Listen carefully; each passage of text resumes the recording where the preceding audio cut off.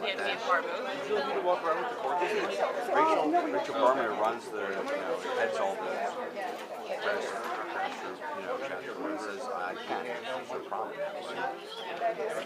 I don't know. It's just Good afternoon, everyone. I have to put If you haven't already gotten yourself a treat, we have some danishes and cookies and some fruit and vegetables over on the snack table. So please help yourselves to something to eat and drink before we get started today. I would like to thank you all for coming to this meeting of the Delaware Valley chapter of Americans United for Separation of Church and State. We are celebrating our 11th year. The DVAU chapter has been here in the Philadelphia and South Jersey area for over 11 years now, keeping church and state separate, working on issues, alerting Americans United's national office of things that come up in the area that need to be addressed, and educating the public about the importance of church-state separation and protecting religious liberty. I'd also like to say that we have a successful South Jersey discussion group that meets once a month on the third Tuesday of every month at 12 noon at the Sakura Spring Restaurant on Marlton Pike in Cherry Hill, 12 noon to 2 p.m. The next meeting is this week on Tuesday, October 21st. DVAU has some other meetings coming up in the area. We have Thursday, November 13th, featuring Fred Rich, who will be talking about It Could Happen Here, Theocratic Goals of Politically Ambitious Christian Fundamentalism. That will be in room 405 of the Free Library of Philadelphia, 19th and Vine Streets in Philadelphia. In the month of December, DVAU wants you to voice your concerns about religious freedom at two meetings we will be holding, one in Philadelphia at the Free Library in room 405 on December 4th, which is a Thursday, and one here in South Jersey at the Vogelson Library in Voorhees, right across from the mall. That will be on Monday, December 8th at 6:30 p.m. We want you to come out, talk about what your concerns are about the religious right, the problems you may have experienced, challenges, violations of the First Amendment that you may have witnessed, and we'll see what we can do about it and where we can go from there. And but we want to hear what your concerns are, and why you have become involved in Americans United, why you care about church-state separation, and what's on your mind. So those two meetings will be December 4th in Philadelphia and December 8th in Voorhees, New Jersey. We have some upcoming meetings as well in Philadelphia on March 12th and April 2nd. You can visit our website, dvau.org, for more information.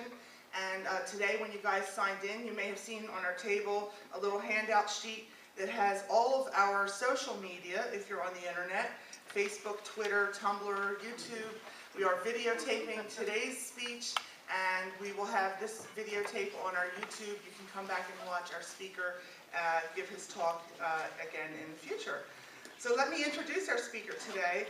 We are very excited to welcome Reverend Stephen Baines from Americans United for Separation of Church and State.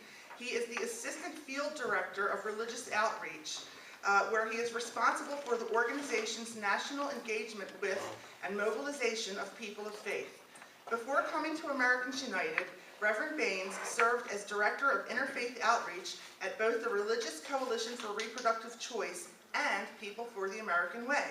He has also served as Executive Director for Equals Partners in Faith, a national interfaith organization committed to fighting racism, sexism, and homophobia. Reverend Baines has served as both Senior Pastor and Associate Ministers in Southern Baptist churches in North and South Carolina.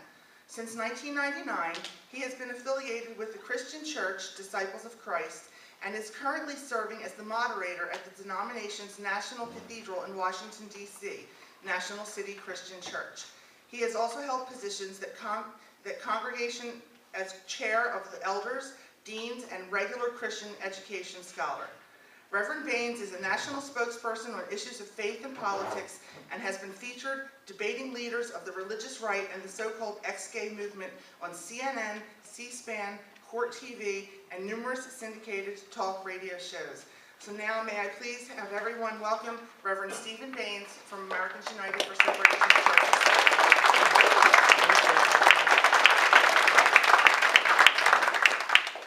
Thank you, Janice, and thank you to all of the members of the Delaware Valley chapter of Americans United.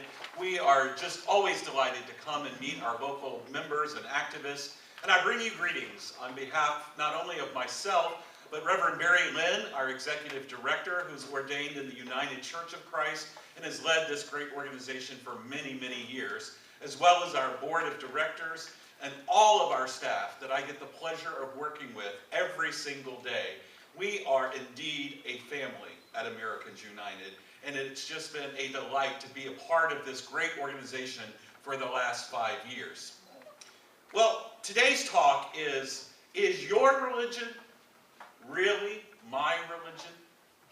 This whole debate about what is genuine religious freedom in America, and whose is it to claim, and whose is it to exercise? Is it yours? Is it mine? Is it Bill Riley? Is it Sarah Palin? Whose religious freedom is really being celebrated in America? Well, I'm going to take you back for a moment to when I was a little kid. I have an older brother, he's 5 years older than myself, and when we were growing up, we shared a bedroom for about the first 6 years of our kind of childhood existence. So I would have been 6, he was 11, and then he finally was old enough to get his own room, and they made arrangements for him to have a separate room. But up until then, my older brother gave me hell about the boogeyman. He said, now, Stephen, you know, the lights would be out, and he was like, that boogeyman is going to come out and get you. You've heard him talk about the boogeyman. You remember that movie that Mom wouldn't let you see? That's because the boogeyman is going to scare you. And so I would get all nervous, and I'd call Mom and Dad into the bedroom, and I'd make them look under the bed, in every closet that was in that bedroom, to make sure there was no monster, no boogeyman that was going to come out in the dark of night and scare me to death. Well, I think there are forces in America, extreme political and religious forces in America, that have created a boogeyman in the subject of religious freedom. They want you to believe that the boogeyman, this being the government, the Obama administration, or your local town or government, is the boogeyman that is out to come into your house and rob you of all the religious freedom and protections that the United States Constitution affords you. If you listen to Fox News, if you listen to any of the political pundits on the right, you would think this is communist China, communist Korea, or communist of the Russia government. Nothing could be further from the truth. Religious freedom is not under attack in America. Religious freedom is as safeguarded today as it ever has been. In fact, what we are seeing more and more of is actually more religious freedom. And why those in those extreme forces don't like it is because their religion is not sometimes the majority religion in certain communities. And in fact, we have local towns and local municipalities actually going over in accommodation to make sure all religions are accommodated. But do you think everybody understands that the way that I do? I want to read you a couple of things that came into our email just this last week. Luckily, I am not the first intake of email at our organization. We have a wonderful lady who gets to do that first. If I can pull it up right quick. And I want to read it to you. And my email is, of course, having problems. Let's see. Well, it's not coming up, but I will give you the gist of it. So we sent, I'm going to talk about it further, Project Fair Play at the end of my speech. We sent out thousands upon thousands of letters to clergy across the country saying, as the midterm elections approach, just be reminded that you cannot endorse political candidates or political parties from the pulpit or any part of your house of worship, whether it be literature, et cetera, et cetera. We've sent out more than 50,000 letters to clergy. This Catholic priest, who I won't share his name, but he is the head priest of a congregation with St. Francis of Assisi in its name. Now, you remember St. Francis of Assisi. He did make me an instrument of thy peace. Where there is injury, let me so love. That wonderful prayer of St. Francis. This priest writes us and said, I just received your communication, dated such and such, and I would like for you to know I am reading it, but it will soon be in the trash. And I will greatly appreciate if you take my name off of your mailing list, and while you're at it, take your solicited information and shove it up your a-hole. How nice of the parish minister. How Christian of that Catholic priest. We got another one, just dated on Friday, from a man out in, I believe he was in Ohio, and he read that our legal team is defending the Church of Satan and trying to get their religious display in the state capital of Florida. It was rejected last year, but they also put up in the state capital of Florida, because they made it an open and public forum, they put up a Festivus poll. You remember the Seinfeld episode where George Costanza created this fake holiday so that he could get donations to himself, basically? And the Festivus poll was in the state capitol, made out of empty beer cans. That was deemed okay, but the satanic church depicting out of the Bible the angel Lucifer falling from heaven into a sea of flames, which said, Happy Holidays from the Church of Satan. Now, I'm a Christian minister. It is what it is. But here's the point. Once the government starts deciding that you're going to have an open forum, the government can't decide, well, I don't like that religion, but this fake religion that was based on a sitcom is okay, or that a Muslim crescent moon is not okay, but a Jewish menorah is okay. That's not for the government to decide. That's for us as clergy people, and that's for you as individuals to decide, does your religious freedom want to put a menorah in your house or your synagogue?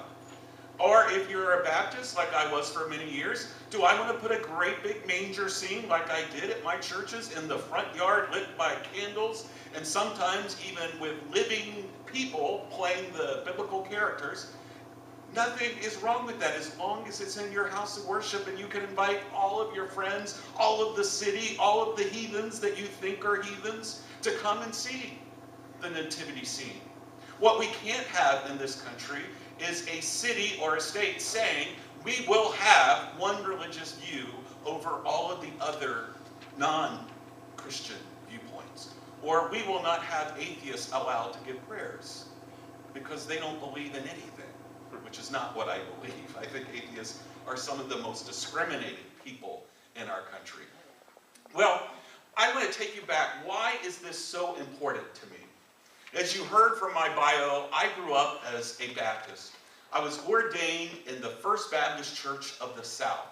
Now that probably doesn't mean anything to you, but it's Charleston, South Carolina, and it is the oldest Baptist church in all of the South. In fact, it was founded in 1682. Longer than our country has actually been in existence as a country, this church came to be. But what's so interesting about this church is it didn't start in Charleston, South Carolina. A group of Anabaptists came over from England and settled in the New England colonies, more specifically Kittery, Maine, is where this group of Anabaptists from England came over and settled. And guess who had already settled the New England territories? The Puritans. The Puritans. And those Puritans did not like another type of religion being expressed in their Puritan colonies that they had gone to great lengths to establish. So as the Puritans fled, so they didn't have to pay a tax to the Church of England and support a religion that they didn't agree with, turned around and did the exact same persecution to a group that didn't worship, that didn't have the same religious freedom as they participated in. So with much persecution, William Screven, the first pastor of the church that I was raised and born, basically from the time I was 6 weeks old, my mother had me in the cradle roll. I was in that church. That church left Kittery, Maine, fled down the eastern seaboard and settled in Charleston, South Carolina. I take great pride in my Baptist faith. Roger Williams, a lot of our early founders cared in the separation of church and state. In fact, you know it well, Thomas Jefferson, when he was elected president, a group from Connecticut, the Danbury Baptist Association in Connecticut, asked him what was the proper role between these two forces, religion and government. And he wrote that famous letter where he said that we, to protect that kind of religious freedom, must preserve the sacred wall between the separation of church and state. It was Thomas Jefferson who first phrased that. But you'll find the principle. Yes, if you listen to the far right, they'll say that phrase is not in our United States Constitution. And I'm like, okay, I will cede you the ground that that phrase, word for word, is not in the Constitution. But if you're any bit intelligent in your mind, if you read the First Amendment about the separation of church and state, it's pretty clear to anybody reading it that that's what the founders intended. And in fact, as I tell people, the founders had the same arguments that the right want to have today. Madison and Adams had great debates as they were drafting the Constitution about how far we should put religion into it. And in the end, they drafted and settled a secular document. A secular document that has no mention of God or Jesus or creator or divine. The only thing it has in it that is anywhere religious is the First Amendment, which says you and me can practice our religion without the government telling us how to do that. And that you don't have to be religious. You can choose not to be religious. And that the government cannot respect an establishment of any other religion or any religion. It's a great tension in that First Amendment, but it is served as well. And then the only other mention of anything religion is that there can be no religious test for public office. They did not recognize a sovereign God over this nation in the Constitution. And I never doubt, and I tell audiences all around the country, I never doubt that our founders, many of them were religious. You can read essays, you can read some of their prayers. But when it came to the founding document that frames our nation, it is the United States Constitution. I've heard it said often in many different phrases, but I like it said this way. When you're elected to office and you put your hand on the Bible, you swear to uphold the Constitution. You do not put your hand on the Constitution and swear to uphold the Holy Bible. That needs to be a clear distinction made to some in the far right. Well, let me continue. And I want to delve into several cases where I think religious freedom, at least from our perspective, has really been under attack. The first is Greece, New York. We remember the Supreme Court decision in Holloway versus Greece, in which Greece, for a period of almost more than a decade, were opening their city council meetings with sectarian prayer. And these sectarian prayers, and you can go to our website, au.org, and look on our site with Greece, and you will see where we, in our amicus brief that we filed before the court, actually have links, video links, to the prayers that were given, many of the prayers that were given. Because we wanted those 9 justices to see what types of prayer were going on as part of legislative assemblies of the city council. And I'm going to give you a paraphrase of some of these. They would ask the audience, they would turn as I am to the audience with the council members behind them and say, will you pray with me?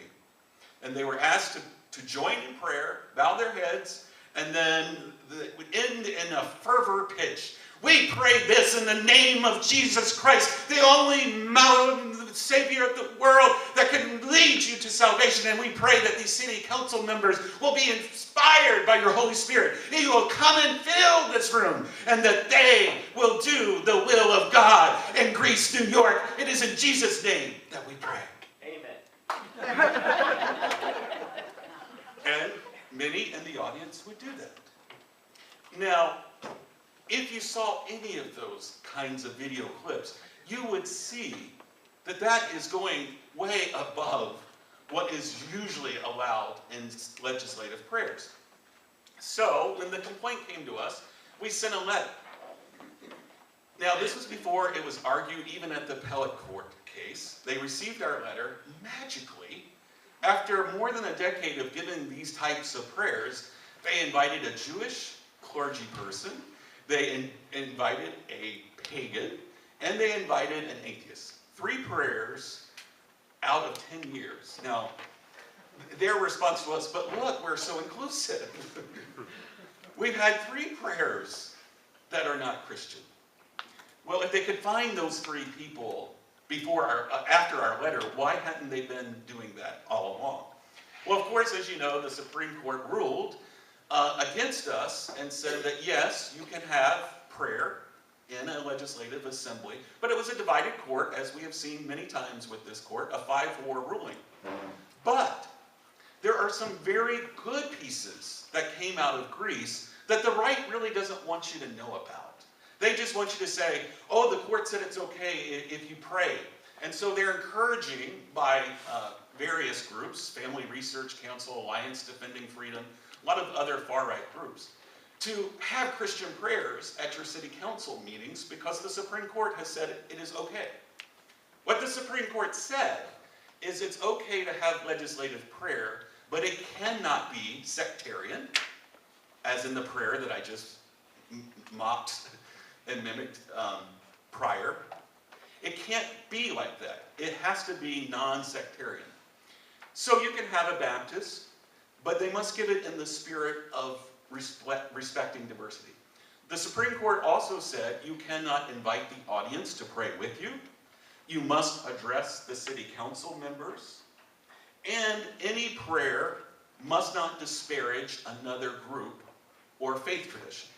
So you can't disparage the atheists or the pagans or any other religious group that you don't like or support. And then finally, the Supreme Court said that you cannot use that prayer to advocate for your belief system. So, as long as you give it to anybody in the community, including atheists or agnostics or secular humanists, as long as you don't ask the audience to pray, as long as you don't proselytize to your faith tradition, and as long as it respects the diversity of the community, it's okay. So in response to that, we launched Operation Inclusion. And Operation Inclusion asked our members and our activists and supporters to sign up as many people, as many traditions that are in your local community. Get them to sign up to give invocations and see if the city council or your county council will actually abide by that Supreme Court ruling. Will they allow the atheist to give an opening solemnizing statement?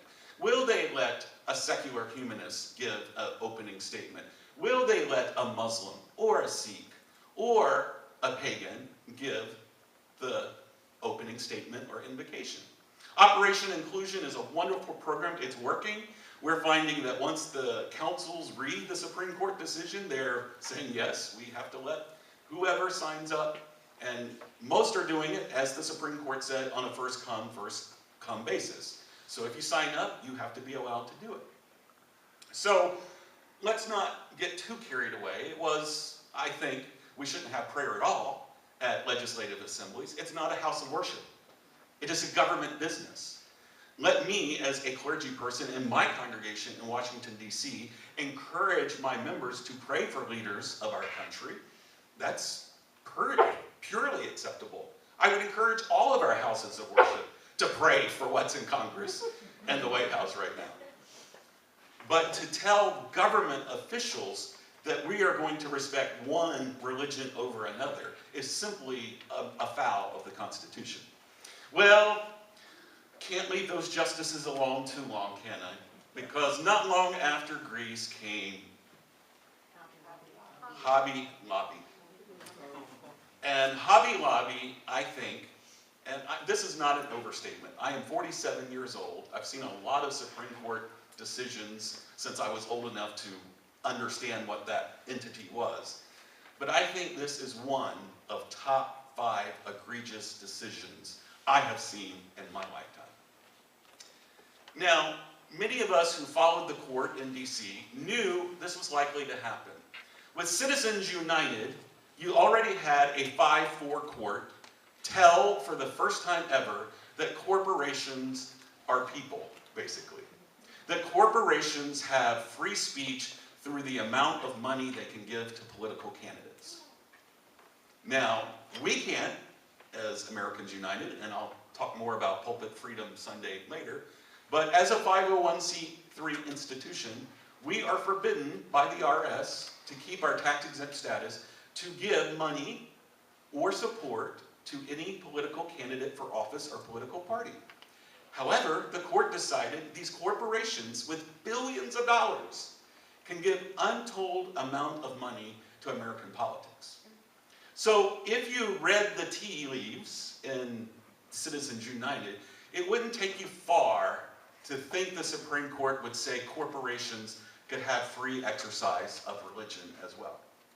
And sure enough, an arts and crafts store, not a church, not a synagogue, but an arts and crafts store where you make roses, fake roses and wreaths and all sorts of arts and crafts and glitter is what I was trying to think of, glittery kinds of things, now has the ability to tell its more than 12,000 employees that it's not your religion I care about. It's not your religion as the janitor in that store or the cashier making minimum wage. It's not your religion that I want to protect. It's my religion. And I am going to make sure that my religion is forced upon all 12,000 employees. And this was a case coming out of the Affordable Care Act. So for the first time, universal health care was going to be allowed to people whose employers provided it. And in that health care plan, women were going to be protected so that they could have comprehensive medical education and care. And that included contraception. Wow, I didn't think we were in the dark ages that we had to be arguing about contraception anymore.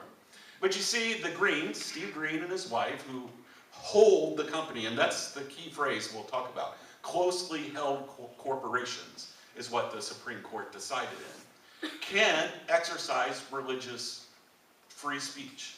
So they could deny these women who needed them health care based on their views of contraception. Now, they contended there were only 4, including the IUD, that they objected to. But if you go back and read what has happened in this case, the Hobby Lobby was providing the very 4 drugs that they said they objected to before the Affordable Health Care Act was passed. They decided that when it was passed, they would say, oh wait, we want to take down this law. We don't like the president. We don't like what he stands for. So then, when it was passed, they decided they would object because they claimed these 4 drugs were abortifacient drugs, that they caused abortion. Mind you, every medical agency, every medical association said these 4 drugs that they were objecting to, that was covered under the Affordable Care Act, was not abortion-causing drugs. What they did was prevent ovulation. They prevented the woman from releasing an egg. It had nothing to do about a fertilized embryo or preventing implantation. It was about preventing ovulation. And every medical agency said that before the court. But the court said, guess what? They are sincere people with sincere religious beliefs. We're going to let them decide what religion, values, and principles they're going to thrust on their employees. Again, in a 5-4 decision, with the 3 women on the court, is issuing blistering responses. Because who are you as 5 white men, 4 white men and an African American, I'm sorry, to tell the rest of all the women who work for the Greens that their religion is inferior to yours. And that's what that case was about. Now, why do I think it's one of the top 5 egregious decisions? Because it is opening up a Pandora's box. If a closely held corporation can say, you're not going to have access through our healthcare system, well, guess what? A pharmacist can say, I will refuse to fill a medically valid prescription from your doctor because I don't believe in those 4 drugs either. A taxi driver, a Muslim taxi driver in Detroit, can pick you up at the airport and see that you have picked up a 6-pack of Bud Light and say to you, I refuse to take you to your hotel because you're carrying alcohol. And that goes against my belief. And it's already happened. A wedding photographer can say, I'm not taking your picture at your marriage ceremony because you're 2 men. And my beliefs say that's against my beliefs. Now, in the case of New Mexico, the right went apoplectic over this because they're being forced to go against their religion. And the head Supreme Court said, no, you know, you can stick a sticker, decal in your window that says, we despise homosexuals. In fact, the Bible declares you an abomination. They have the free speech to put that in their window. But in the state of New Mexico, there is an ordinance that if you are in business, you cannot discriminate against certain classes of people. One class happened to be sexual orientation. You're free to put up that sticker, and if homosexuals want to come and support your bigoted belief, that's fine. But you, if you enter into commerce, have to abide by the laws of New Mexico. Do you hear me? How is that destroying religious freedom in America? The same-sex couple can say, we're not going to give them a penny of our money and go next door. But you can't refuse services. But we're seeing this all over. Notre Dame is another example where 4 students were given this contraception, and Notre Dame says it goes against us. Now hear me and hear me clear. There were so many accommodations made to this mandate, right? First of all, if you're a house of worship, you're already excluded. No church, synagogue, mosque, temple, any house of worship is exempt from providing that kind of coverage to any of its employees. I will go to my deathbed defending that. That is religious freedom. These institutions like Georgetown University, which is in Washington, D.C., they made an accommodation. It's not a church. It's not Catholic. Yes, there are worship services that are held there, but they also do many secular things. They teach engineering. They teach law. They teach medicine. There's physics professors. There's geography professors. There's cafeteria workers. There's janitorial staff in the dormitories. Those people should be entitled, who are not performing a religious entity, religious instruction or preaching. They are doing secular positions. They should be entitled to that coverage. So what we need you to do is sign a form saying we object to providing that. Georgetown submits that to the government, and then the government informs a third party, third-party insurer, that then contacts those students and says, the university objects to the contraception, we are going to provide it directly to you. The university pays not a dime, not 1 cent, not a single penny of their money goes to provide for that insurance. But many people said, well, even signing the document, I'm being implicit in providing contraception. Friends, do you remember Vietnam? I see many of you that are old enough to remember Vietnam. That happened before my tenure, coming into this world mostly. But you remember, if you were a conscientious objector, based on your religion, you had to fill out a form. Go and fill it out and submit it to the government to say that you were a Quaker or whatever your religious tradition, and it went against your religious values. The same thing was being asked of these religiously affiliated colleges and universities and hospitals. And that wasn't good enough. So we'll see. It's now before the courts again. So they've ruled on closely held corporations. That means it's not publicly traded. The majority owner has to own more than 50% of the corporation. That's a closely held. We have not decided yet, at least the court has not decided, on these nonprofit entities. That will be coming up in this term. So let's talk about the next big issue. And then I want to close. Two issues, and then I want to close and leave plenty of time for Q&A. Same-sex marriage. Now, friends, there is not such a thing as gay marriage, right? Marriage is marriage. Let's just get that straight. Marriage is marriage. There are same-sex couples seeking the same marriage protections as heterosexual couples. And let me be clear, as a Baptist/Disciples of Christ minister, no house of worship has to perform a same-sex marriage. Not a single clergy person, not a single Catholic priest, not a single Catholic church, parish, cathedral, not a single Southern Baptist in any of the states where it is legal has to perform, recognize, or validate those marriages. So the right is simply lying through their teeth when they say this is being forced upon us. I came from South Carolina. I'm going back there this week for a speaking engagement, and I know to this day, one of my religious majors from a Baptist college that I graduated with, to this day will not marry an interracial couple. He has been asked several times, and he will not marry an African American and a Caucasian. He will marry an Asian and a Caucasian, but he will not marry an African American and a Caucasian. Well, you know how deplorable that is to my value system? It is his religious freedom.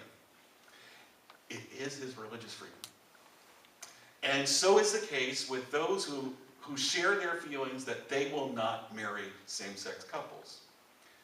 But marriage in this country is a civil institution.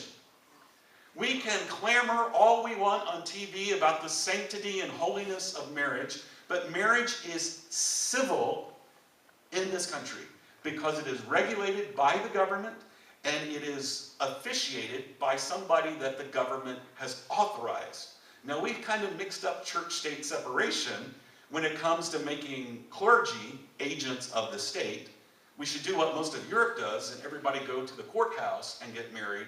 And then, if you want your marriage solemnized in your religious tradition, you go to whichever religious tradition you belong to and have that holy worship of marriage.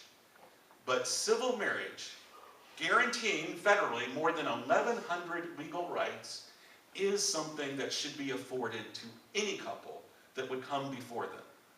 Because what is happening now is I'm legally married in DC, but until recently, if I went over the Potomac River into Virginia, my marriage became null and void. So the legal protections, what limited ones I had in DC, if I was to get in a car accident going 1 mile from my condo to Virginia, I would not be afforded those same protections. My spouse could not even visit me until the Supreme Court allowed the Fourth Circuit Appellate Court decision to stand. So marriage is marriage. Now, why we believe this is a church-state separation is because who gives the right to the government to decide, we're going to let the Catholic view of marriage stand, whereas Reform and Reconstructionist understanding of marriage, we're going to not respect. Because guess what? Almost half of our mainline denominations and Jewish sectarian sects of Judaism already authorize marriage. So that's conservative, Reform, Reconstructionist Judaism, secular Judaism as well. We have the Unitarian Universalists, whose congregation we're sitting here now, the United Church of Christ, the Evangelical Lutheran Church of America, the Disciples of Christ, the Metropolitan Community Churches, the Episcopal Church of the United States of America. They've all allowed same-sex marriages. So why is the government saying their view of marriage is wrong And we're going to uphold what this view of marriage is. It's a church-state separation because what the people are asking for is civil marriage. Please make that distinction when you're talking about this, because I, again, will go to my deathbed allowing every clergy person who thinks it's an abomination not to perform one. If you don't like same-sex marriage, don't get one, is my favorite expression. The last thing I want to talk about before I give you a closing story is this thing that happened this month across America called Pulpit Freedom Sunday. More than 1,500 clergy stood up in their pulpits and defied their very regulations to exist. Because every house of worship that incorporates has to be incorporated as a 501c3. It has a different designation than like Americans United, but we're all 501c3 institutions. And the IRS has said very clearly, you can preach about the issues from poverty, immigration, marriage equality, for or against. You can talk about the pros and cons of reproductive justice or abortion. You can preach until you fall dead, but you can't do two things. You cannot endorse political candidates, either with money or with stationery or your voice from the pulpit, nor can you endorse the Republican Party, the Democratic Party, the Tea Party, the Green Party, the Independent Party. You can't do that. But you can, as Reverend Stephen Baines, write a letter to the editor and identify yourself as Reverend Stephen Baines. And that this administration is the most horrible administration I've ever seen, and your liberties are being taken away. Nobody is preventing you from doing that. You can't use the auspices of your church or your house of worship to do that. But on October 3rd this year, the Alliance for Defending Freedom and the Family Research Council begged pastors and clergy all across America to defy the IRS and dare them to come after you to take away your 501 status. Now, let's remember, houses of worship and clergy already get enormous benefits from the government. All of the money that comes in, like here on a Sunday morning at Unitarian Universalists here, is tax exempt. That means this congregation doesn't have to pay 1 cent to either local, state, or federal governments, unlike other businesses. And as an incentive for people to give to your organization, we're going to let them take that amount of money that they give off of their taxable income at the end of the year. So it's a great incentive for people to give to charities. If you give to whatever your favorite local charity is, at the end of the year, you get to reduce your taxable income by the amount of money you gave to 501c3 institutions. Americans United has to play by the rules. We can't endorse any political candidates. We're as harsh on this president as we have been on any other president when we feel they are not living up to the First Amendment of the Constitution. But we cannot endorse one or the other. We can talk about policies until we're blue in the face, but we cannot do that. Well, Representative Walter Jones, every year he's been in Congress, has introduced legislation that would say houses of worship are exempt from that. And that they could stand in their pulpit and endorse candidate X or Z. They could give $100,000 of their tithes and offerings to one political party or the other. Let me ask you something. It doesn't take a rocket scientist to see that we're a very polarized country right now, right? Why would I want to turn our houses of worship into super political action committees, further polarizing members of my own congregation against one another? It's absolutely insane. And nothing would destroy religious freedom more than allowing those 1,500 pastors to get away with turning their houses of worship into political action committees. That is the genuine threat to religious freedom. So I've given you a lot of gloom and doom. I want to close with telling you what I think I need you to do. And I say this a lot in a lot of speeches because since this happened, I've used it so many times. We have to go and evangelize. I know that word is a bad word in a lot of people's minds here, but evangelize simply means to share good news, to tell good news. We need to go out and tell the good news of why church-state separation is the most important thing to preserve religious freedom in America. Let me share this story. My mom, sweet little old woman now, she's approaching 80, so I shouldn't say she's all that old, but she's a very diminutive woman. She's only 5'2". She is the sweetest thing on the face of the earth, but she cannot speak in public. She is just not one. She doesn't know where I got it. She said somewhere that there must have been a politician in either your father's side of the family, because it doesn't come from me. Well, she got up in front of the PTA when I was a little kid, and she had been asked to give the Pledge of Allegiance. And she said, she got up, and she stood before the microphone, and she said, "Now I lay me down to sleep." And I just slid under the table that I was at. Well, my mom, not long after I started at Americans United, was at the Belk department store in Charleston, South Carolina, and she ran into Gladys. Gladys was my 4th grade Sunday school teacher at that Baptist church I told you about at the beginning. And Gladys inquired, I know Stephen moved out of South Carolina, where is he now? And Mom said, well, he just took a position with Americans United for separation of church and state. And Gladys went, not our Stephen. Our sweet Stephen went to that communist, atheist, God-hating organization. And Mom just kind of looked startled and said, Gladys, I don't think there are any of those things. I've read a lot of the material. Gladys interrupted her and said, that's the organization that took God off of our license plate. Now, I don't know if you remember, this is a little more than 5 years ago. The state legislature mandated, they passed a law that the DMV had to produce these license plates. It was a stained glass window with a cross emblazoned on it that in the top said, in God, oh, not in God we trust, it said, I believe. I believe at the top with the cross emblazoned on a stained glass window. We obviously found many plaintiffs who did not want those, and again, it was a vanity plate, which you can have a vanity plate at your paying cost, extra cost. This was different than that. This was the state legislature mandating to the DMV that they produce these plates. Well, the judge didn't take long to rule. In fact, another scathing opinion said, you have wasted taxpayer dollars over an issue that was clearly unconstitutional. So Mom began to engage in Gladys, and she said, Gladys, no one's saying you can't put a bumper sticker that says Jesus is Lord on your car, or a fish, which is an early symbol of the Christian church for Christians, or any other bumper sticker or license plate that you pay for that says, I believe in Christ.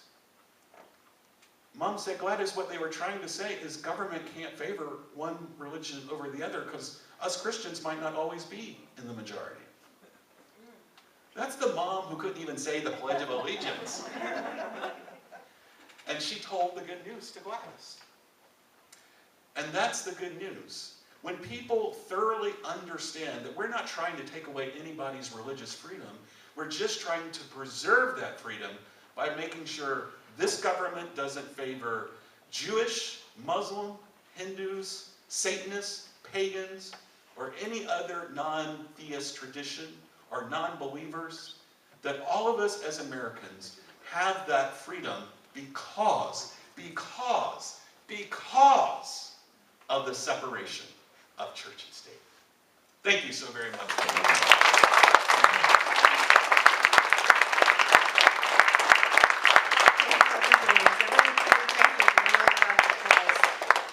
Question and answer session, and our Gloria, our chapter member and volunteer, is going to go around with the microphone. So let me get Reverend Baines to get back up here and get some water, and he'll be glad to take your questions. Here's the first one. Thank you very much, Reverend. Very interesting and insightful. My question is, today you're speaking to friends who probably, I don't know any of these people, but probably agree with most, if not all, that you're saying. What happens when you're speaking to people who don't agree with it becomes a very lively room.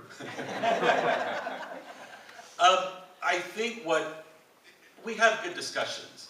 Now, if it is hosted by, say, the Alliance for Defending Freedom or a local family association council, it gets a little more heated because they're not there to have a dialogue. They're there to kind of hammer what those talking points are. When it's a debate or a public forum, we have very good conversations. I was recently in Chappaqua, I think that's how you say it, in New York.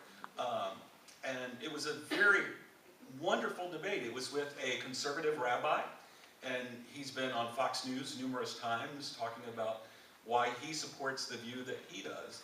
And we had a very pleasant conversation. We exchanged email addresses afterwards, and we stay in touch. So those kind of discussions are ongoing. When you have those who want to make their particular religion protected, again, the title, is your religion really my religion? When they talk about religious freedom, they want religious freedom for their religion. Other people who disagree with them, not so much. And they even get so nasty as to say, well, if you don't like what this city endorses, then you can go move elsewhere. That's the kind of typical reaction we get. Bakersfield, I got that from numerous people in Bakersfield, California. If there are citizens here that don't like the city putting up a cross, then they should move to Los Angeles. And that's just so un-American in my belief system that it's hard to comprehend. I certainly agree with you that the pulpit should not be a place to endorse candidates. We certainly, there's religions that if you go against what the minister or the priest says, you can be excommunicated, etc. However, I understand that that ruling, that the IRS will withdraw tax status if you do that, it's not being enforced, hasn't been for some years. What's happening with that now? Crazy scenario. What happened was a church in Minnesota lost their tax-exempt status. This is what led to the backlog.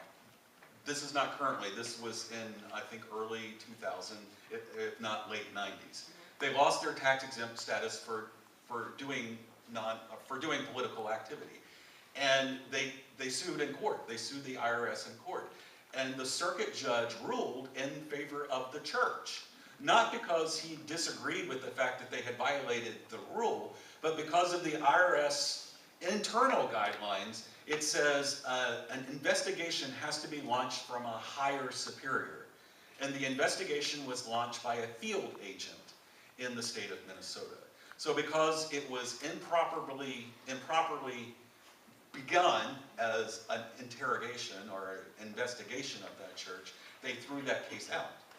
So until the IRS, which they have taken almost 20 years to come up with their new guidelines about who can launch an investigation, all of those cases were put on hold. So we actually wrote letters and demanded the IRS take action. Then you had the scandal that came up where certain members of the IRS were instructed, improperly so, to target certain groups that had certain names in it. So that created backlash with the IRS. This fall, in September, they issued guidelines, new guidelines, to houses of worship. So again, when we found a recording of a sermon or from a pulpit on that first Sunday, we have sent letters of investigation. We will see if they follow up now that they have the new guidelines. Thank you. So that's what happened and what caused the backlash. Over here. Yes. You mentioned that, you mentioned that having these debates will help raise awareness for people to understand it, but do you think the lack of diversity in the government is a problem, and how do you think that they can deal with that to make the separation of church and state more apparent? I think especially on local level entities like city council, school boards, that is a much larger problem, and I grant you, because usually you find that those kind of councils and school boards are dominated by the majority religion in that particular locale. When you get to the state and federal level, I do think we are seeing greater diversity in Congress and in state legislatures. We have a Hindu now, we have a Muslim, we have several avowed atheists in Congress. So on the more macro level, you're seeing this greater respect for church-state separation.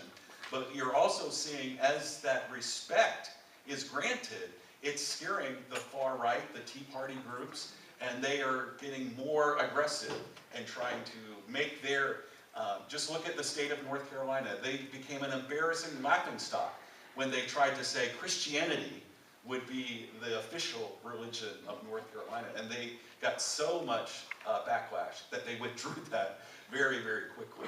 But yes, on a local level, that it is a very problematic issue. Yes, I live in a Republican gerrymandered district in Delaware County, and I have fantasies of standing up in front of them because I'm sure they're violating the prayer before township meetings. Where would you get guidance? The guy who you're challenging is a prosecuting attorney, former prosecuting attorney. How do you get guidance on how to go about that with some level of direction? Sure, absolutely. There's two great resources on our website. First is Operation Inclusion. If you go there, you can download all of the talking points from Greece, specific language from that ruling, which dictates how that prayer is supposed to be rotated, and all of those things. You can find that at au.org, and then there's a little picture of like a little lectern with all sorts of religious symbols in a circle, and it's on the front page. The second thing you can do is go and record at a meeting one of the prayers that you find is not in accordance to that, and then go back to our website, and there's a button that says report a violation, and that will go directly to our legal team. And then they will analyze that, if you could send the recording or the video. And these, again, in the Greece case, they weren't from people, they were actually recorded by the city of Greece. So most likely your city or your local town council there probably has recorded sessions. That's pretty standard practice now by most legislative bodies on a local level. I want to get back to the IRS for a minute. Isn't it true that the cut in funding across the board in the government has strapped the IRS for resources to actually go after the cases they ought to be pursuing in this area? I think the IRS funding is one of many issues. Again, the biggest issue was they couldn't get their own rules settled. That could be because of a lack of funding to hire the people. But certainly when you take away thousands of jobs out of an agency that's supposed to be investigating not only our tax returns, but businesses and other nonprofit entities, you can imagine the backlog that would happen. So I can't with definitive answer say yes, but I would imagine losing thousands of jobs across the board in an agency responsible for that would create a workload backlog. Question over here. The property tax exemptions that local government units give to religious institutions has always seemed to me to violate the Establishment Clause. How do you feel about that, and how did that come to be? Well, it's always been that nonprofit entities, whether they're houses of worship or secular, get that property tax we don't have to pay.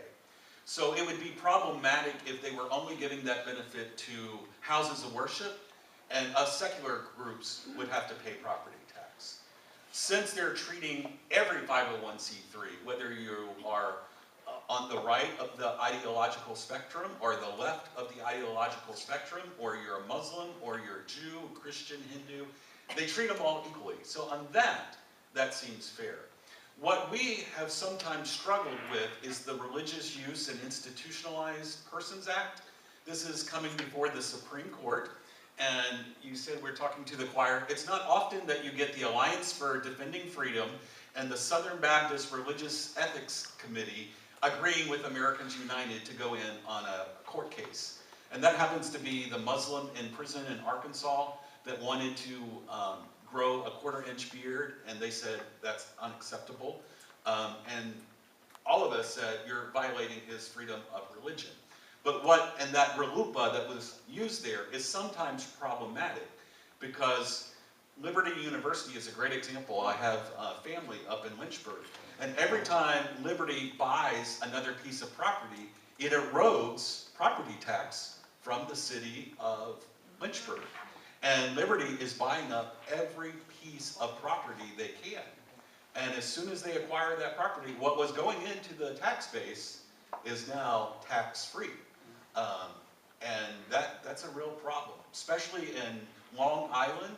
We've gotten lots of complaints because these mega churches are buying up property, and local residents' property taxes are going through the roof to cover the lack of tax income. So it can be problematic. Our legal team is looking at it.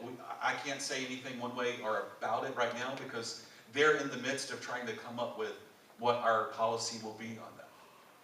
Any questions here? I have a what if for the Hobby Lobby question. Suppose there was a closely held corporation that is run by Christian Scientists. Would they have to offer their employees health care or not? According to Hobby Lobby, no. Again, what they said is the Greens, it's privately held. The Greens own more than 51% of the company. That makes it a privately held corporation. If the Scientology or Seventh-day Adventists were to be the owners, Hobby Lobby has opened the Pandora's box for every group like that to claim that they don't have to provide. And as I said, it's not just going to be healthcare. It's going to be services to the community. I wanted to follow up on the property tax thing. When these religious institutions buy property, don't they often use it for commercial purposes? And I thought they had to pay property tax when they do use it for commercial purposes. If it is being used purely for commercial purposes, like they're running a bookstore, yes. But if it is to support, let's say, there are several in Washington, D.C., for example, churches that run coffee houses, and they take that money not as a profit, but to support a particular ministry of that church. So if you're running like a coffee shop or a sandwich shop out of your house of worship, and it's going to support a ministry that's designated, that is not charged on tax. But if you're like a retail store, like Zondervan, they would have to pay. Or a hospital. Or a hospital, yes. Well, one area where there's been a lot of troubling issues of separation of church and state and individual religious freedom is in the armed services, and in particular the service academies. Can you perhaps update us on the situation there? I am not as well versed on the armed services, but there are certain things that we have noticed. The United States Air Force Academy in Colorado Springs has been in gross violation of mandating that you go to worship services, that you participate in these Bible studies. We've had commanders and chaplains doing really egregious things in counseling, saying basically you need to go to church, you need to read this scripture passage. Again, chaplains serve a useful purpose for those who seek them out and for those of a particular faith who need support. But when it's either mandated on recruits or officers or enlisted people, then it becomes very problematic. And again, I point to the United States Air Force Academy because they have been reprimanded several times for some of their programs that they operate out of. Mikey Weinstein is the head of the Freedom from... Military Religious Freedom Foundation. Military Religious Freedom Foundation.